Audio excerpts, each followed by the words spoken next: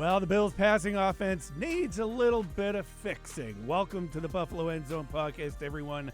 I'm Kevin Carroll. We are proudly presented by Toyota. I am Andy Young, and when you need some help at wide receiver, we are very lucky at Spectrum News 1 and Buffalo End Zone to have our TV analyst, Stevie Johnson, one of the best wide receivers the Bills have ever had, right along with us to help diagnose and talk us through, to maybe talk some fans off the ledge here about what this Bills offense needs to really succeed down the stretch. Or push them off the ledge, Stevie. We'll find out, right? Hey, exactly. Hey, if you go jump now, because we're not going to try to help you back on the wagon. Yeah, that's right. Thanks for joining us as always, Stevie. And we started to touch on this a little bit. Post-Miami game, a lot of people are bandwagon jumpers right now, and that includes some of us who just watch the game with our own eyes and just can't wrap our heads around when you have Josh Allen as your quarterback, the reigning MVP. Why is it so hard to get the passing game going? And a lot of issues there. Off the jump, Stevie, just your general idea of what's going wrong with this passing game. Well, at this point, what's going wrong is we need leadership right now, and the leadership shouldn't come from the sidelines, and if we want to fix this thing fast, it's going to come from our head, and our head is our quarterback, Josh Allen. Josh Allen has all the freedom to call whatever he wants, to audible to whatever he wants, whatever he sees, and allow his team to get in a situation that's much more controllable and manageable than what we've seen him in.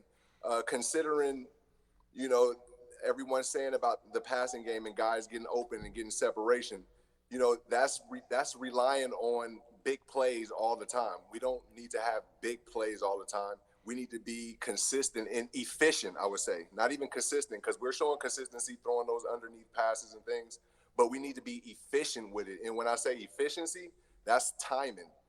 Timing, you have to do this stuff in the film room. You have to walk through on the field. We know they're practicing, but are you guys practicing too fast?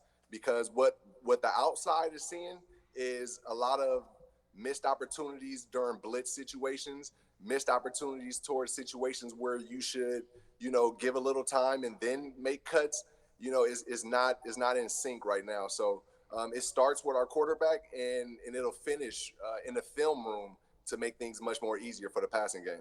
Stevie, when you look at film, and I take a look at it too, but I'm no ex-NFL player, so I don't understand all the intricacies, but it looks to me like there are times where guys do flash open and either Josh isn't looking their direction or he decides to hold the ball or even sometimes bail out of a clean pocket, right? Do you see some of that with Allen's game right now? Yeah, actually, yes. And that's fair to say. You know why it's fair to say? Because Josh Allen has done so many great things, and he's done it for so long. Not to mention, everything that he's done has been directly from the coach, and he's made it work. It's not like he had to audible and create concepts with guys and put people in different places. He didn't really have to do that. He just made things work. That's why he's so special. But, yeah, at the same time, Josh, he has to take that. He has to take that next step of management and until we see that, it's going to be difficult because he's so great. Like next week, he can still do the same thing that the coaches did, and it may work out 8 times out of 10, 9 times out of 10 because he's so great. But then when another situation arises, then we'll be here again and saying why didn't you guys evolve? And that's where the assistant coaches come in on putting that accountability and pressure on people. And that's kind of what I've been doing on social media. I'm not saying they're seeing it or anything, but I'm just putting a little bit of pressure on everybody. And that's a good thing. It's just a spark, depending on how you take it. Is the book out, Stevie, on Joe Brady as far as what he's calling during games? Was it, he did well a year ago, but now everyone knows what to expect. And if James Cook can't get going at the beginning of the game, you can kind of put the Bills in a pigeonhole and just make them so one-dimensional that it's on Brady to start coming up with something new. A good assumption, yes and no, because everybody in the league knows the offensive coordinator's tendencies and team's tendencies and situations that they're in certain downs and fields. So, everybody know other coordinators. It's just about, like what Andy was saying also, Josh still has to take those easy throws, and that takes pressure off of your coordinator to dial up something. Because if you take those easy ones, it makes you not have to utilize the entire playbook or have to depend on a certain person so much, i.e. Cook or whatnot. And that's just where it starts at. Josh making those fixes, and Brady not trying to overthink that a defense, they know me, or they're going to figure this out. Hey, all these offenses are the same. It's just called different names in the huddle. Stevie, Josh said a couple of weeks ago that he felt like he wasn't trusting his feet and his eyes. And is some of what's going on maybe that he doesn't have the trust of his receivers for whatever reason that is? Maybe he doesn't think they're going to be in the right spots, whatever it is, something in his head or something where they are. Do you see some of that going on? Because that's concerning to be, 11 weeks into a season, and you've been with most of these guys since April and May, that you haven't developed that trust for whatever reason. Yeah, and you know what? That's why Josh is so cool, man. He takes all of the heat off of everybody else. And that's essentially what I'm saying. He does everything, he does everything right. He does just what he's told, if not more. But at this point right now, we don't need you to take blame and cover people up right now. Your feet not set in things you're not comfortable, because the communication between you and whoever it is isn't there. And, how do we fix that? We don't know from the outside, but we just see the disconnect from the signs. When you look at the sideline, why is our quarterback alone? That's not only one receiver's job to do. That can be anybody on the offense, tight ends, whatever. Somebody step up and be like, look, let's look at this this film right here. Hey, when you see this, I'm going to be open, or hey, this is on me. I'm going to give you that. You know what I mean? It's conversations and things. There's so much into it, but it's so easy if you just jump off the porch and sacrifice, whatever feeling you feeling. This is for other people, not Josh. Sacrifice whatever feeling you feeling and go in there and dive in and tell your quarterback, look for me. I got you, bro. I got you. And I'm telling you, it's an easy fix. One of the big questions this week, asked Sean McDermott earlier in the week, is regarding Keon Coleman and whether there's lack of effort at time or lack of being involved in the game at time. I know you and I have talked a lot, obviously, about the second-year wide receiver throughout the season to this point. Are you still in the same place on how you feel about what the Bills are getting from Coleman to this point, and what else he needs to do, Stevie? Because in my mind, it's starting to become a little bit ridiculous that the guy that they picked first overall, not in the first round, is just a no-show, really, for the most part. I know he had a touchdown against the Dolphins, but there's just times where he's just not involved. And that's exactly it. He's not involved. However, we're all expecting the most from somebody who's the fourth and mostly the fifth option. It can get even worse. I've seen a clip online where it's one-on-one cover zero, and you're the X receiver on the short side, and the QB's head is not even looking that way. So, that's only one play that I will call out. And again, I'm attacking our head. You have to, because if he just look at him and give him that opportunity, maybe we're not talking about this. We're talking about Keon had 2 touchdowns, and a comeback win. Who knows what it would have been? Mm-hmm. But when you don't get that opportunity, it's tough to sit back and watch all of the criticism and hear all the criticism. And people talking about effort. They show one play that I saw on effort. And, I mean, you got to really know the game. It's a must outside release, backside of the play, not involved. Everybody knows that. And, they eyed that one play on Keon. Now, I'm not here to defend like that, but I'm here to be equal with everybody. You know what I'm saying? And, just calling that part out. That wasn't his play to be running hard on. You got to bypass that. But, like you said, he's not involved in the offense as much. And that's how can we fix that? again, I'm going to our head. Josh Allen can get up to the line of scrimmage and say, oh, we got man-to-man back here. Sign this. Oh, that's a hitch. Yeah, give me the hitch. That's it. And then what's the conversation you have on the sideline? This is how I'm going to run this hitch if I see this coverage or whatnot. That's the little talk that goes in between to make chemistry go from 3 to 10.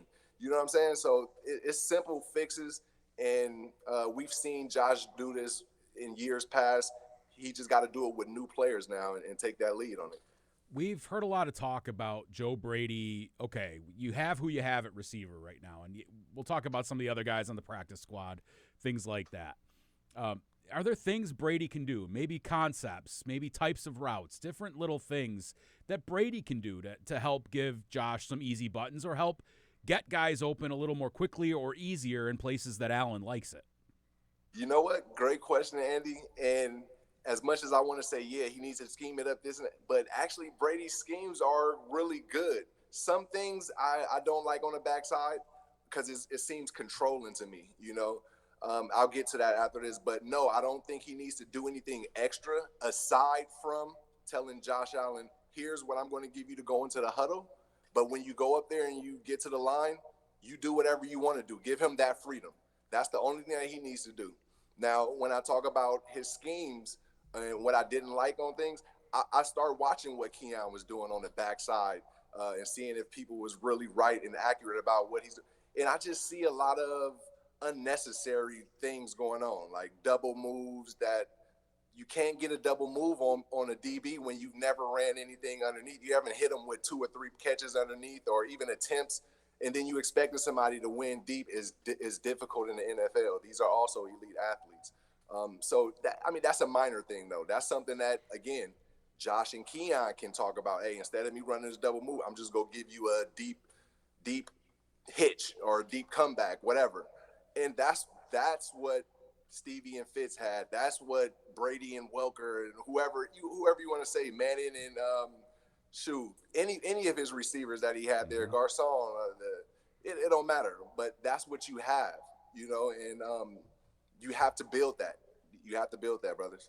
All right, we're going to take a quick break. More on the Bills' passing offense, and then Stevie will dive into this upcoming game as the Bills look to right the ship after losing to the Dolphins. This is the Buffalo End Zone Podcast.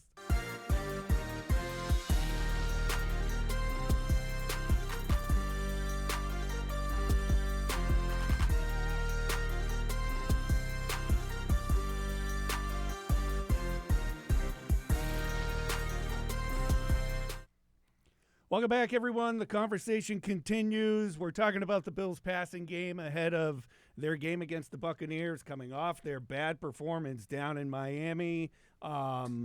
Looking at some of the pass catchers, Stevie, Dalton Kincaid pulled hamstring. He did not practice so far this week.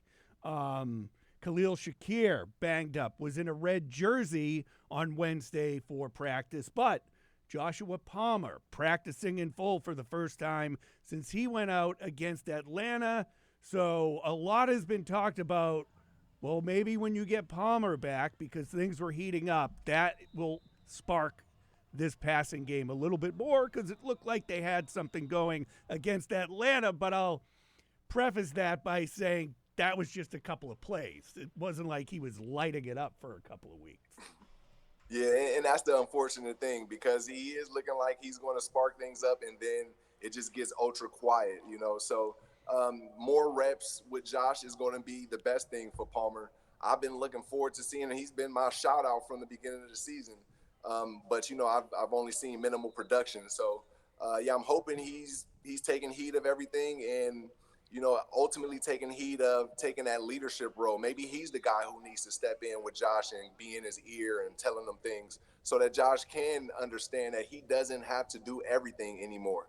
You know, Josh Palmer may be that missing piece, or Gabe Davis, you know, maybe Mecole Hardman can be that person because he has proven at the ultimate level 3 times. So, you know, maybe he'll have, you know, that sense of awareness to let Josh understand what he needs to do to get to the next level. Do you feel like, Stevie, that because of everybody eats and the way that they rotate these guys in and out of the lineup, I mean, Keon plays about 70% of the snaps, so he's out there most of the time. But everybody else, the snap counts are few and far between. Do you feel like if they found a couple, 2-3 guys with Keon and Shakir that they could really lock in on just honing in on those guys and getting them more opportunities and more rhythm, would that help the offense a little bit too? Yeah, I mean, the offense was actually doing well. I'm not even concerned about the offense. I'm not concerned about the players. I think we have a talented group of players in the receiver room, the tight end room, and the running back room. You just got to we got to remember, the Miami Dolphins forced turnovers, meaning strip the ball out. They didn't just like catch a ball in the air. They actually made the play. So that was the difference. If those plays don't get made, I believe the Bills go downfield and they continue to make the game even closer than what it was, maybe get the win. But the Miami Dolphins made those crucial plays in situations where the Bills were actually positive. Again, Brady doesn't have to switch up things. Just do what he was doing, and things will be fine. I think the boys will bounce back against the Buccaneers this upcoming week. Stevie, you mentioned Mecole Hardman. He's to the practice squad for the Bills. Practice for the first time on the Wednesday heading up to the game. They didn't bring in anyone at the trade deadline, but they searched. They found someone with experience in the playoffs who has played in big games. Given he wasn't on a roster right now, or he is on the practice squad now, but I'm with where the passing game stands, I'm in the category of what's it going to hurt to bring in a guy like that and see what you get? Or can it hurt because of the unit that they already have in place that they said that they were going to rely on all season? Okay. It wouldn't hurt. In my opinion, as a competitor, as a team player, and I think a lot of the Buffalo Bills are like this. That's just how that culture and locker room is. I believe it's the same. They're thinking of it as we got another weapon. That's excellent. I just felt like it was at the wrong timing. Doesn't matter if he was on the team or not. If we would have signed him before the trade deadline, I think that would have been like, everybody would have been like, okay, cool. We got Mecole Hardman. Let's look at his film. And, he did this and that. But it was just the whole buildup of the trade deadline and trying to pick up offensive player, and then we don't, and then we pick him up. It's like, okay, cool, we got him. So I think everybody's really excited to have him and understand his skill set. It's just, we was hyped and anticipating something big in the trade deadline, and we didn't get that. But he's going to be a player for us. Real quick, correct me if I'm wrong. You were with me, but didn't he say the Bills contacted him Friday? So this even happened before the Dolphins game, so it's not necessarily an overreaction, Andy. No, not at all. I think, for him to come in, I mean, they can give him a shot at kick returner and punt returner, which he's done throughout the course of his career. I mean, he was a 4.33 guy in the 40. So even if he doesn't know the offense straight away, he can contribute in other ways, because the Bills have not gotten a ton out of their kick return game or punt return game. And you'd rather not have Khalil Shakir, who has been one of your better receivers, always out there returning punts. So I think that can help too. And maybe that is a way to get him involved, and then you see what you can get out of him offensively, Stevie. Yeah, that's what you have to do in a league like this. You have to give guys opportunities. You can't overwork your dogs, your stallions, your horses. And, seeing offensive players go catching returns and then going to offense, seeing defensive players on kickoff, then going to line up in the huddle for defense, that's overworking your dogs on a team with a roster full of people that's looking for opportunity. Every week somebody's going to make a name for themselves and provide that spark. You just got to let them go out there and flow and do it. And I understand that there's other guys that's higher draft picks and things like that, but use them as needed when needed. You don't need to overhaul on guys, especially like Khalil Shakir, who's going to get a lot of reps in the offense now. Having them at punt, it does not make any sense. Yeah, and Shakir now banged up too, dealing with some ribs, limited in practice, so we'll see how that goes throughout the week. Yeah, and an ankle, like he's dealing with a lot. Was wearing a red non-contact jersey.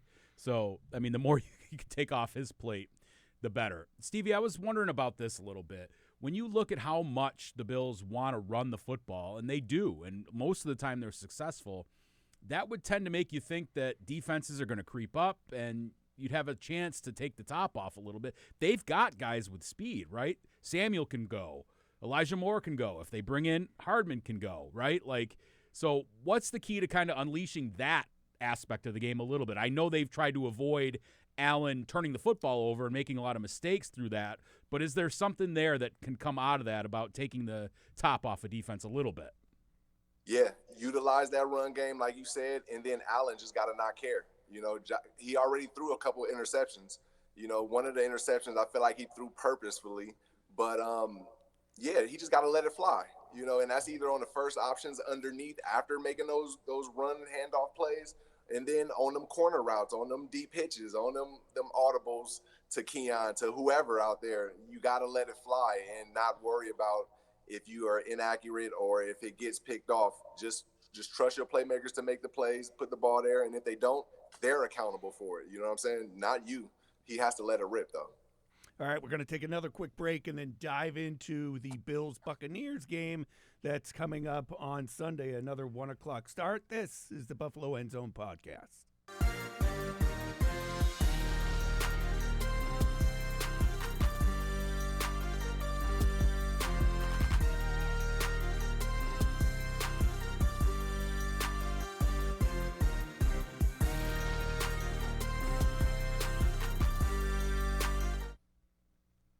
Welcome back, everyone.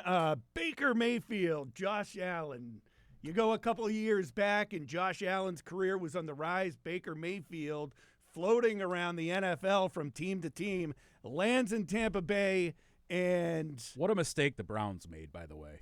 Oh, huge mistake! Like, come on, they destroyed their franchise with that whole scenario. They were in the playoffs as a regular playoff team, and then Baker doesn't have success with the Panthers. Then he goes out and does with, I always get Rams in charge. Rams. It was the Rams. Yep. But here we go. Like, this is the big game, and there's obviously that relationship with coming out in the same draft as well. So this game, Stevie, a lot more hyped than maybe it would have been a couple of years ago.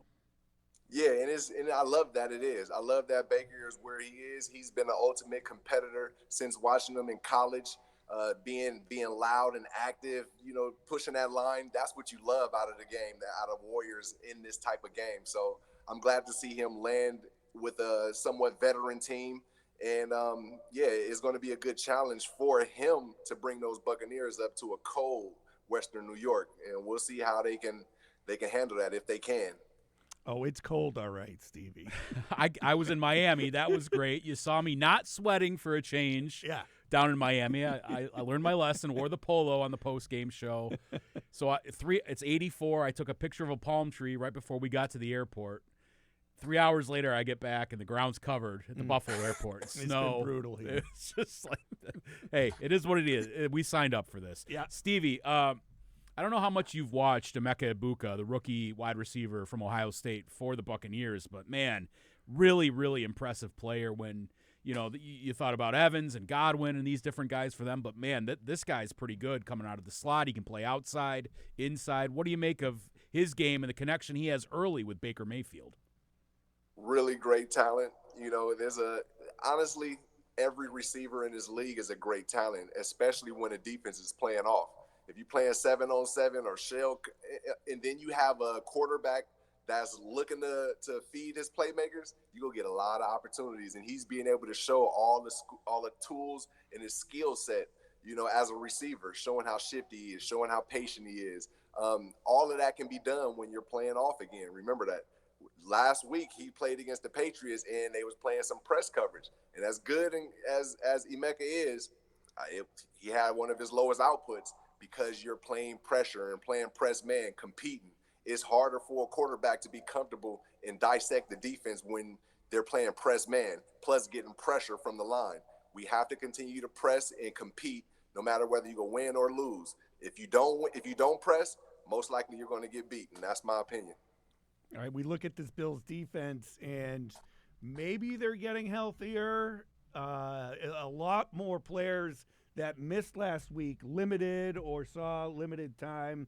Christian Benford dealing with a groin, Terrel Bernard an ankle, Joey Bosa with that wrist injury. He played, but they were all limited for practice as the week starts. Taron Johnson limited, Cam Lewis, Shaq Thompson, Dorian Williams.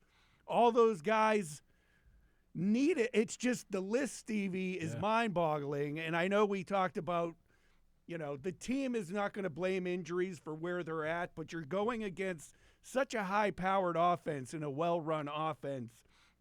You really hope some of these guys are good to go on Sunday, because I don't want to say this is a must-win, but where the Bills are right now, this is a needed win. I won't say a must-win. I'll say it's needed.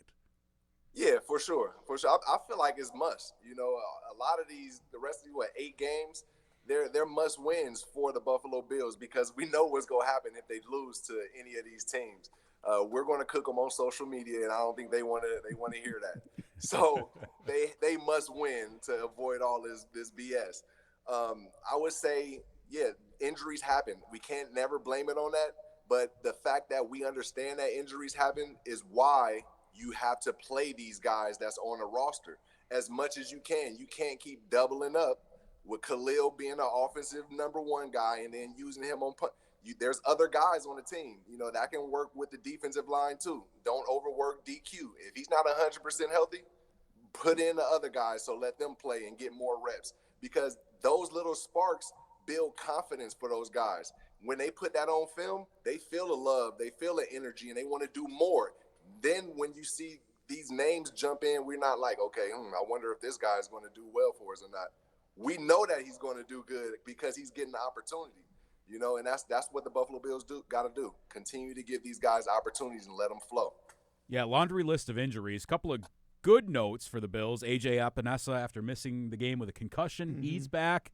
Also, T.J. Sanders, the rookie defensive tackle, number 2 pick, second-round pick.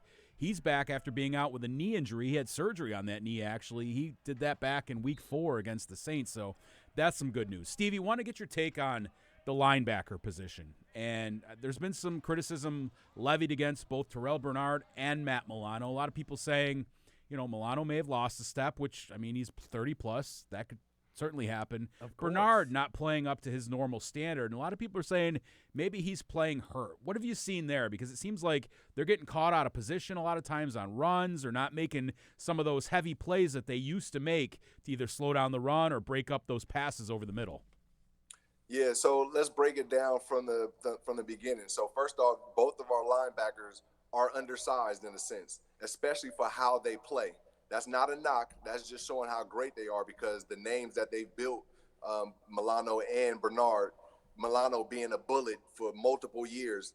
Imagine playing like that for 3 years straight, and then dealing with multiple injuries. So, of course, we're going to see a little step. So seeing him out there is a good thing. Let's talk about Bernard.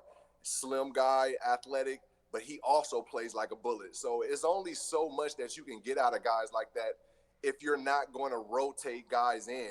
That's what needs to be done. Like, we have all these other guys, but you're only playing Shaq and Dorian when Milano or Bernard get injured. You should be rotating these guys in and out so they're fresh. Joe Andreessen, all those guys should be rotated so you're not burning these guys out.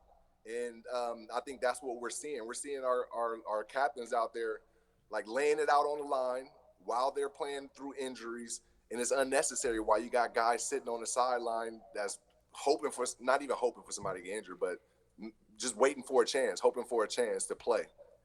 All right, Stevie, thanks for joining us. We'll see you during the post-game show after the Bills-Buccaneers game coming up on Sunday. Again, that's a 1 o'clock kickoff. Stevie, thanks as always. Looking forward to seeing you over the weekend. We're going to take another quick break, then get your game day forecast.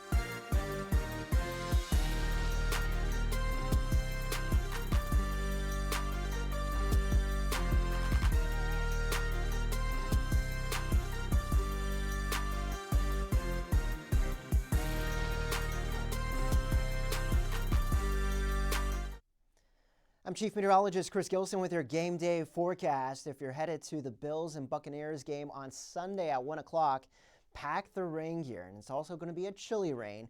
Notice our temperatures hovering in the middle to upper 40s for most of the game.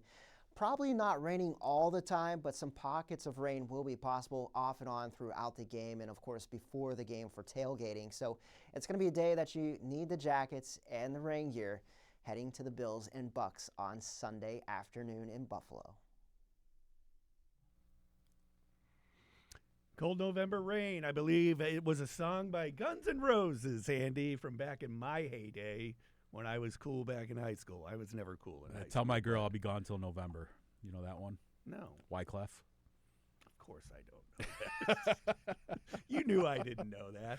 Advantage Bills, Andy, for the Buccaneers. It's not like it's going to be, snowing and below freezing, but you and I can both agree there are times where it's wet, damp, and just cold in November is a lot harder to deal with than just chilly air or light snow or whatever. Yeah, and if the Buccaneers aren't used to it, there is something to that, right? Like there is that element of just getting used to it and the feel for it. Once you're playing, I think you usually figure that out as a player. This bodes for possibly seeing more of the run game. However, not easy to go up against Vita Vea and that running attack that the Buccaneers have. So it's going to be incumbent on McGovern and Edwards and Torrance to deal with those guys in the middle of that Bucs defense to get Cook going, because we've seen when Cook's going, that just opens everything else up. But they got to do it, right? If they can't, then they got to do what Stevie's talking about and figure out ways to win in the passing game. This seems like a game, if we're going to sit there and say, well, the Bills played down to their competition, that they should be up for this one. Yeah. Bills -5.5. I just think that's too big. Prove me wrong. Come out and just prove me wrong. I would say, a field goal, but 5.5 seems a bit steep. Tampa's coming off a loss to the Patriots. Right. And they're having a good game, and this is kind of again, not a must-win, but that would help them out in the NFC. Yeah, I'm going to take the Bills in this game, but not to cover. Okay. So I think the Bills win, but they don't cover that 5.5. I think I'm with that's you. a lot. Like, the way the Bills are playing right now, I don't see them blowing out Tampa Bay. If you're winning by 5.5, you probably won by a touchdown. I mean, maybe, but not much more than that. I think the Bucs allow around 22 points a game. I don't have it in front of me. The over-under is 48. I'm looking at the under on this again. I just don't see them getting there with how this game looks at this point. They're middle of the pack. They're 14th in the league in defensive points allowed. They're 11th in offensive points accumulated. So they're roughly a middle-of-the-pack team. I think they're probably not a top-tier team, but they're right there and can be playing at a really high level at times, but they also are susceptible. So, I would say take the under in this one, just given the way that the Bills' offense is playing right now. Mm-hmm. That's me, though. And I hate taking unders. 14-10, the final. Oh, God. Bills on top. Enjoy. What was the under again? The exact number? 48. 48. Yeah, I'm going to say 24-21 Bills. Okay, fair enough. That's a look at the game coming up. We're going to take a look around the rest of the NFL, including local guy who used to be part of the Bills, no longer the head coach of the Giants. You're watching the Buffalo End Zone podcast.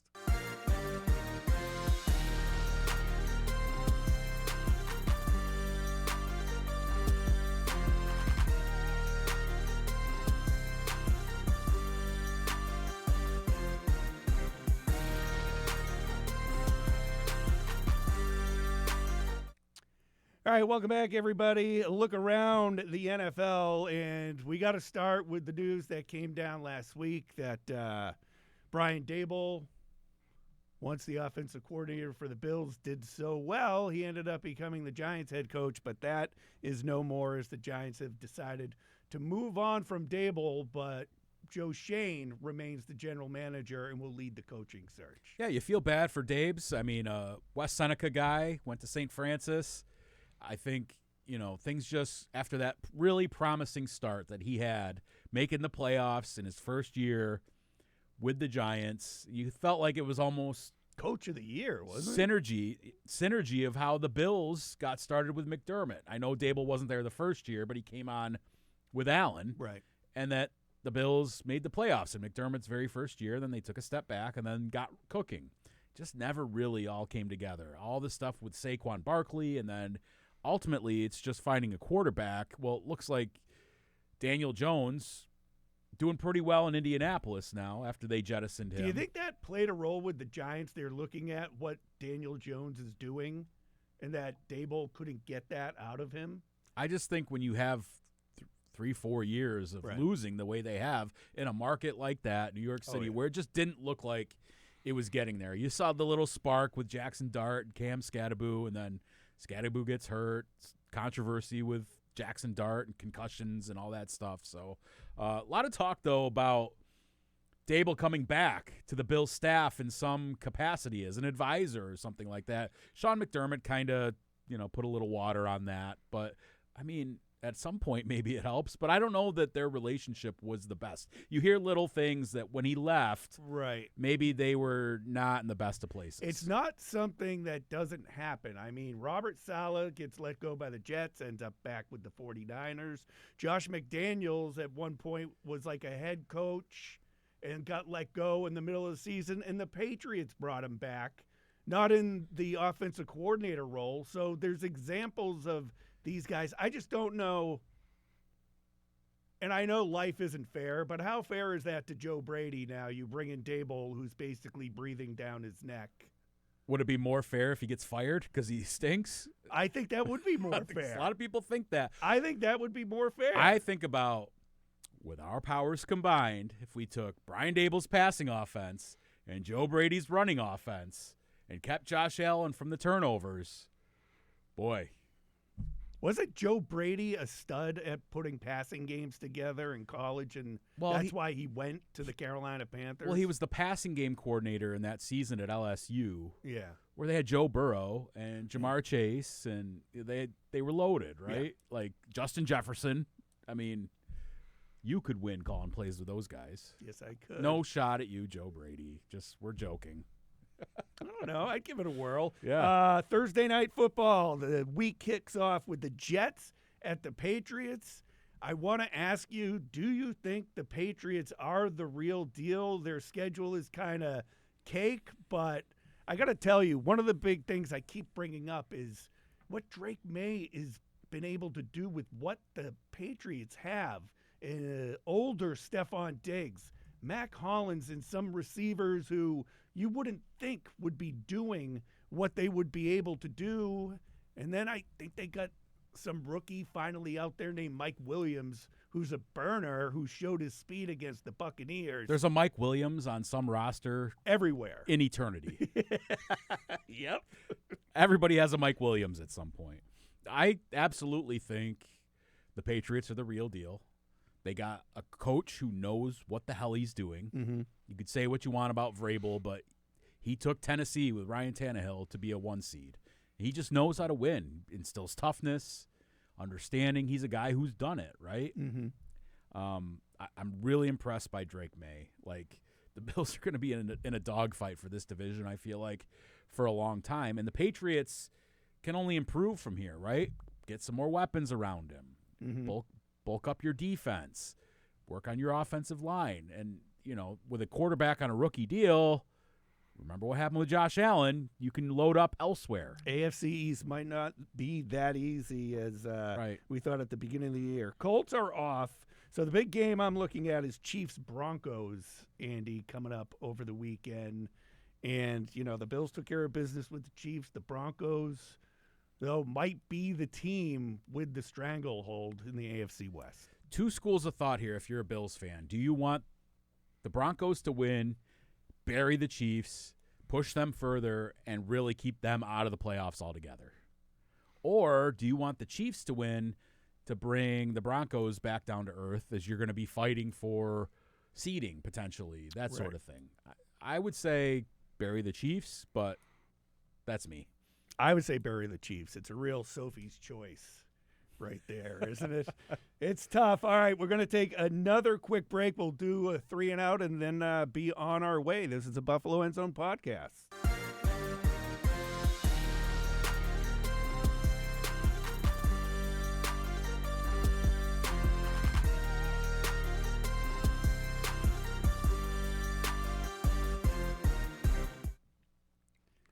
Welcome back, everyone. Time for a little 3 and out before we hit the road this week and get ready for the game coming up against the Buccaneers.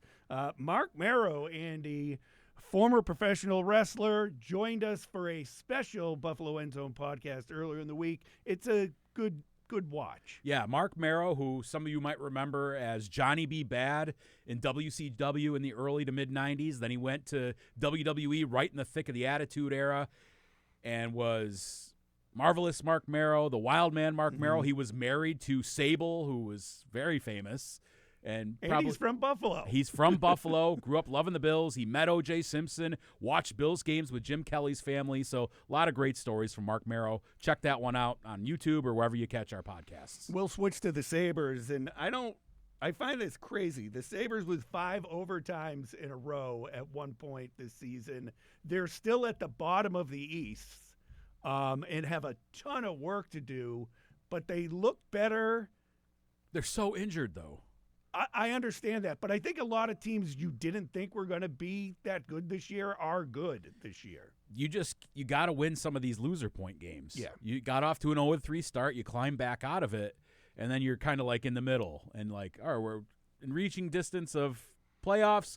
We're also in reaching distance of the bottom of the league or the conference at least. If they don't go on a little stretch here, they're going to be buried pretty soon because it just is what it is. Like, you can't climb 5 and 6 and 7 teams to get back into the hunt. You got to stay closer within striking distance. I think they're like 6 points out of the final wild card spot right now. So, I mean, I know it's November, but, a lot's expected of them. All right, Andy, what you watching? I'll start. I totally forgot about this movie, and then I came across it. I like the superhero movies. I forgot there was a new Superman that came out. I know there were 2 sides on this, on how this Superman was presented as far as it not being just about Superman. There are a lot of other characters in this. But if you grew up watching Superman, and if you like dogs, because Crypto the dog in this movie, if you like watching dog videos, like I do, from 2:30 in the morning till 4 in the morning. But I thought it was a cool movie. Didn't matter as far as like a comic book superhero movie goes, it was fun. Yeah. I got nothing. I'm back to my old ways. I can't recall a show that I've sat and watched. I watch sports, I watch wrestling with my kid, and I scroll my phone. You guys, I'm lame. You guys with all this stuff to do with your life while I'm sitting around locked up in my living room playing Madden and watching movies. Dude, I got to tell you, I spend so much time like looking at sneakers and wrestlers. Like, I collect So wrestling. that's what you're watching. Right, that's what I'm watching, but it's nothing I can just describe to you. It's just different life. Andy's watching sneakers and daydreaming about sneakers he could buy. And our buzzer's going off. The buzzer just went off, so that's going to take care of us. We'll be back with you following the Bills-Buccaneers game coming up on Sunday. For Andy Young, I'm Kevin Carroll. Thanks for watching, everyone.